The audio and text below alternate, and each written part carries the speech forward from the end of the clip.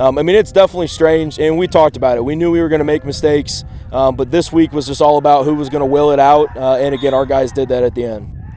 Our ultimate goal here, we're trying to get that WIVC title back home, you know what I mean? The WIVC North title back home. 6-0 is the goal.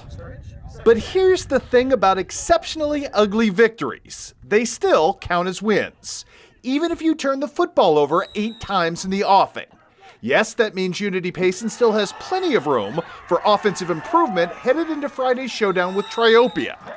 But let's not overlook the silver lining here that the Mustangs pitched 3 quarters and an overtime period's worth of shutout defense after allowing the first score of the game. It says a lot about them, and we knew going into the season, we have 9 guys that return with significant time on the defensive side. So we knew that was going to be our strength, and we'd have to lean on them for these first couple of weeks as we iron out, what our offense is going to look like this year with some new pieces put in there.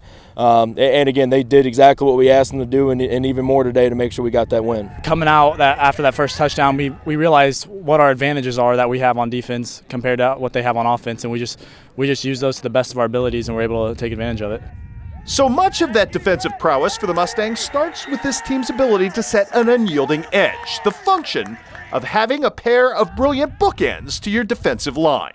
Me and Riker triplet, we're both really good and we're both quick off the ball, and we just use that to our advantage, and then our linebackers fill in gaps that need to be filled in, and our two tackles just plug up that middle. I mean, they mean everything. When we made that move last year in the Clifton game to put Brett Bristow down at defensive end, we knew, kind of going into this year that we were going to have one of the most athletic edges, not only in our conference, but probably in small school football in the state. And again, they did exactly what we need them to do, and probably even more. I mean, again, it's, they're both tough and strong kids, so they can hold an edge, and then again, you're not going to be faster than them outside. So yeah, both of those guys did exactly what we needed them to do today.